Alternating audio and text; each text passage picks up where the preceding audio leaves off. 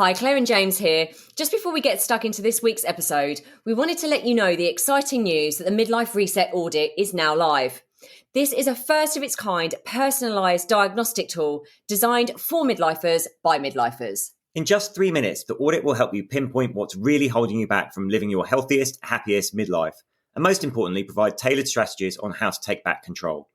Midlife doesn't have to be a time of uncertainty. It can be an era of growth, discovery, and well-being. So to go ahead and take the audit, go to themidlifementors.com/audit. In this episode, I, Claire, am going solo, discussing how there's a very real battle going on for our attention. We've become slaves to mind-numbing dopamine hits, 24-hour news channels, doom scrolling, switching back and forth between apps, distracting ourselves and arguing with strangers online. It's sucking the very life out of us and hijacking our ability to focus on what's really important. And guess what? It's no one else's responsibility but ours to take back control. And right now, I couldn't think of any greater, more important choice to make. This has been and continues to be a real journey for me, and so I hope this episode resonates with you.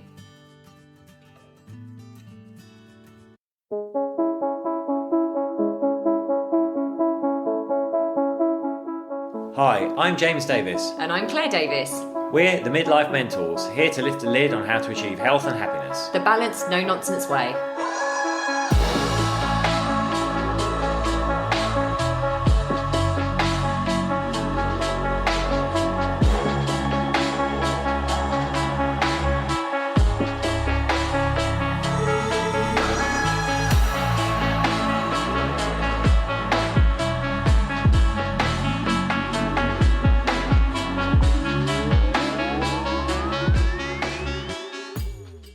Hello and welcome to another episode of the Midlife Mentors with me, Claire. I am flying solo today.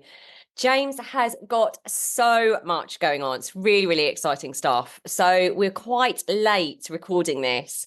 And I said, don't worry. I've got you. You carry on doing your stuff. I'll go solo and record on my own this week. So that is what I'm doing. Now, over the last 24 hours, I've been thinking, what shall I talk about? And as I got up for my second wee in the middle of the night last night, maybe too much information, but I'm sure all the midlifers out there will resonate with that. I thought, actually, I'm going to do a recording around a post, kind of like on the same theme as I did a post on Facebook the other day, around our attention, where we're placing our attention and being really honest with ourselves. So kind of where we're placing our attention and the idea of being really honest with ourselves around that. Now, before I jump into this episode, I just want to say, if you've been listening to the last few episodes, you will know that we are closing our flagship 8-week program called the Midlife Reset for good. Absolutely for good. We have run it for the last 4.5 years. It's been epic and amazing. It has changed the lives of hundreds of midlife men and women. And it's been amazing. It's been such an incredible experience for James and I, and just seeing the transformations that have happened in mind, body and soul for the people that have been on the program. Wow. I mean, that's just been so incredible for us to see. I haven't really got any words for that. But if anyone has been listening to our podcast, following us for a while and thinking, I'd love to work with Claire and James, maybe do the Midlife Reset, this is going to be your last opportunity to do so. And we really mean that. We won't be working in this kind of capacity again. So if you don't know our approach, go onto our website, themidlifementors.com, and you'll see the 6 pillars to midlife health and happiness. We literally do have a very, very unique, holistic approach. So we don't just focus on the physical, we focus on the mental and the spiritual as well, because we are holistic beings. We can't just look at one thing. We need to look at the entire person. So go on, have a look. And if you do want to join the last cohort, that's going to be the 4th of November. And I will be absolutely gutted if anyone contacts us after that wanting to do the Midlife Reset and not able to, because that will break my heart. It really will, because you're not going to be able to join after the 4th of November. So If you want to book a free call with us, we make sure that we have a call with absolutely every single person that joins the program to make sure it's a good fit. We don't just take people on without speaking to them. The call link to book your free call to have that 20-minute discussion with us is in the show notes. So yeah, really looking forward to working with some of you towards the end of the midlife reset. Anyway, so let's dive in to today's conversation. Now, as I said, kind of only came up with this sort of doing this on my own in the middle of the night. So let's see how this goes, because this is kind of a stream of consciousness for me. But we know, well, some of us might not know, but there is a very, very real battle going on for our attention. We are in a hyper stimulated environment right now, and it is sending a lot of people kind of crazy. Like it's we are bombarded with information on a moment by moment basis. We are constantly on our phones receiving information. We are watching 24-hour news channels. We are listening to the radio. We're seeing posters as we walk along the street. Literally, our attention is being grabbed in all different directions at all times.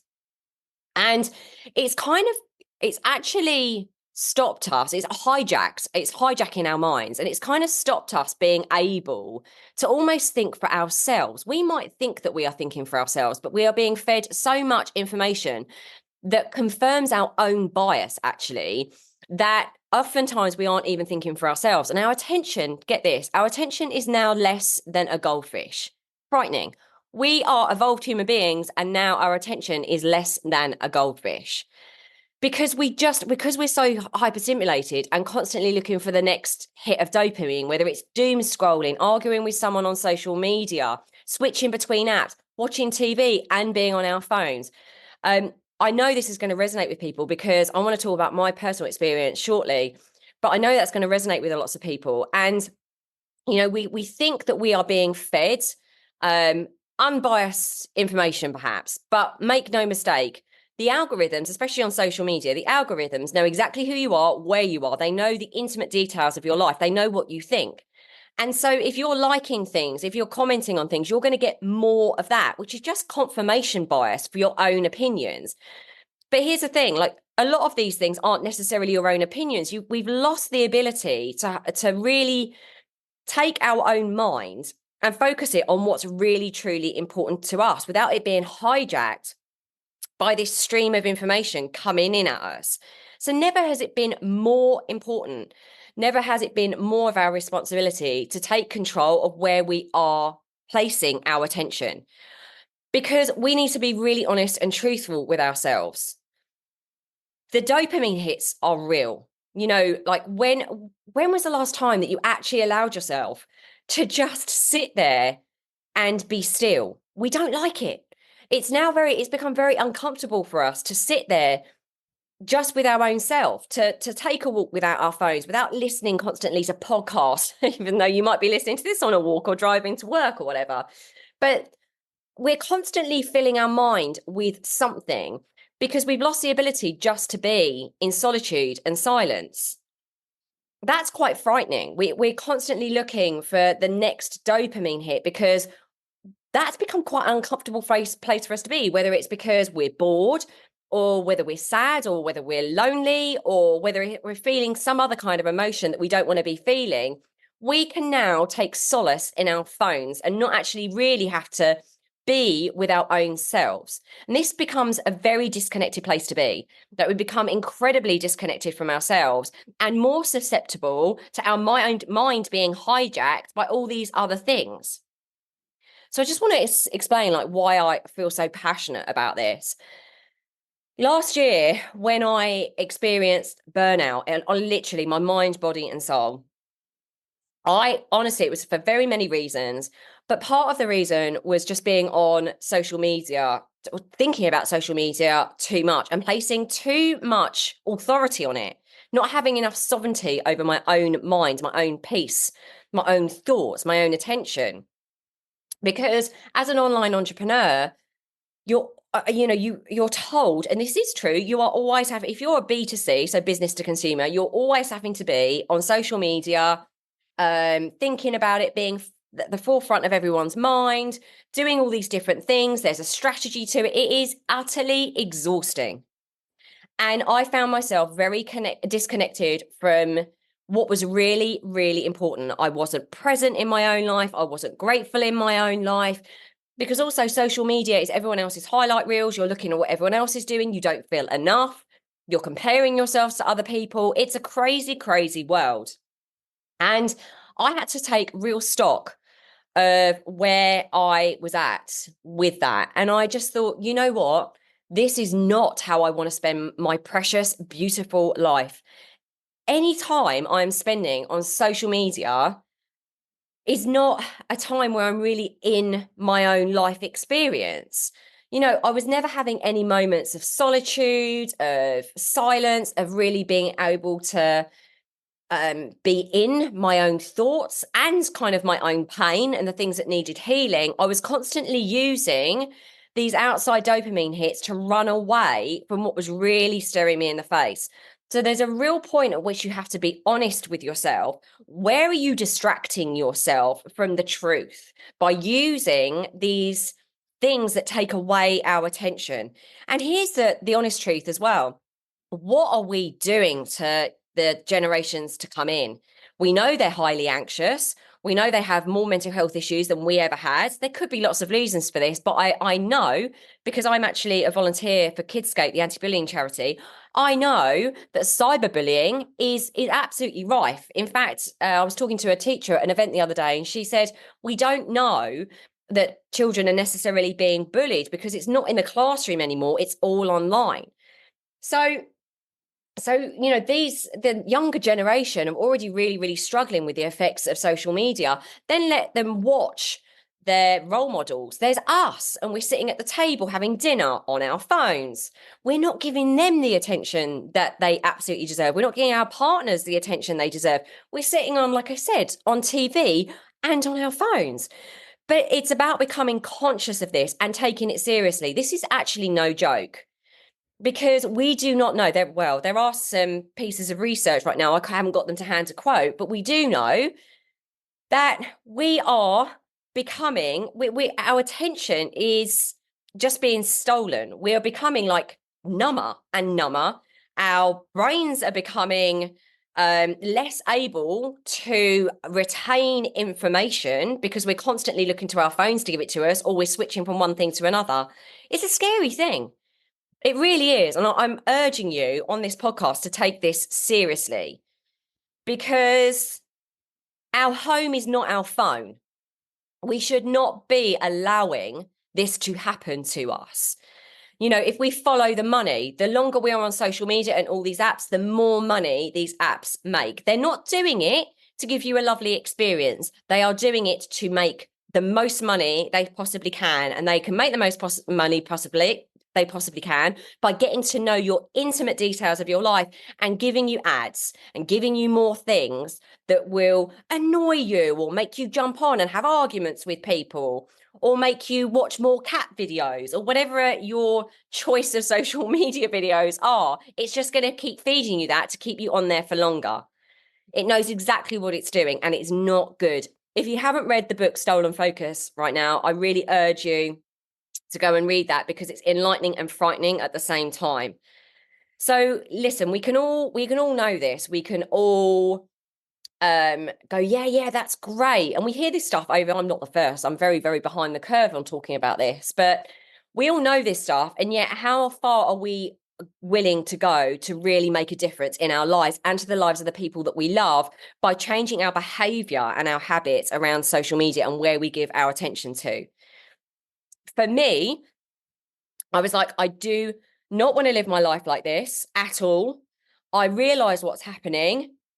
I reject people taking my attention. I reject them taking almost my sovereignty of thought away from me. So I've got to do something about this, regardless of the compromise. So I know, as a business to consumer online company, that me saying I don't want to be on social media too much is like death. It's like a certain death, because we have to be at the forefront of everyone's mind. But I'm willing, and I have been willing, to take that risk and to trust in God or the universe or whatever you want to call it, that actually by closing that door, other doors will open. I kept banging on the door of, like social media, of the online space. And it was making me miserable because some higher purpose was like, Claire, you need to close that door. It's not for you. This is not healthy for you. This is not what I had in store for your life. And I guarantee it's not what God, the universe has in store for your life. We are not supposed to have been completely sucked into this technological world. It's just, we were not supposed to be this disconnected from ourselves and God and the universe and our souls. We're just not having this energy zapping. So I was willing to take the risk of, okay, what happens if I step back? And the most beautiful thing has happened. I have regained my sense of connection to myself, to what I really am here to do. And that's unfolding for me more and more. But it couldn't have unfolded if I kept knocking on a door that God or universe was trying to close for me. Now I've taken a step back. I can see things. I have perspective. And I'm like, actually, all these other doors are opening. What could that be? What could that be? What could that be? Now I have more space and time, and I give myself solitude. I give myself lots and lots of time off social media. I've got myself limits on how long I can be on social media for. And actually, the really interesting thing is this addiction that so many of us have to our phones. Once you start rewiring your behavior, it becomes easier to see it for what it is and actually let go of it. I don't feel controlled by my phone anymore, and it's incredible. I feel like I get a lot more out of my day. My mind is more focused when I do get on with other bits and pieces. So I think this, as I said, it was going to be a stream of consciousness. I'm hoping that I've made all the points that I wanted to make. But never has there been a more important time to make the choice to take back control of our attention and our thoughts and our behavior. Please don't think that this is just something that you can know but not put into action, because it is affecting our mind, our body, and our soul way more than we could possibly imagine. We were not designed to be like this, constantly getting dopamine hits, cocooning ourselves in the world of our phone. It is not real. It is not how we were intended to be in this world, and our life here is short. So just ask yourself, like, if I take my last breath now, am I going to regret having spent so much time placing my own attention on things that do not matter, things that make me angry, things that make me jealous, things that make me feel not good enough? No. So it's your responsibility. No one's going to do this for you. It's your turn to take back control. And hopefully we can make a bit of a difference to ourselves, but then, of course, to others around us as well. So listen, I would love to know your thoughts on this. I really would. Email me if this is something that really resonated with you. Email me, claire@themidlifementors.com. And yeah, if you need any support around this, if you want to talk to me about it, then please do. Like, as you can tell, it's something that I do feel really passionate about. It's something that I've had experience of where it was draining the life out of me, literally, my soul's energy. And it has, as I said, like, been completely life-changing for me to acknowledge that, be truthful and honest with myself, and start to change my behavior. Okay. So that's me, over and out, and I am sending you so much love. Take care.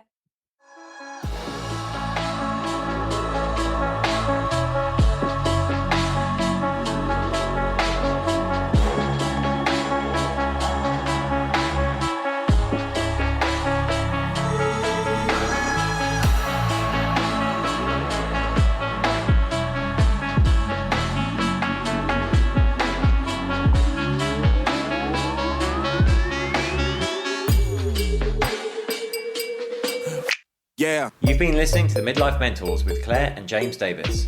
We'd love to hear from you. So drop us a line at info@themidlifementors.com with any questions or topic suggestions.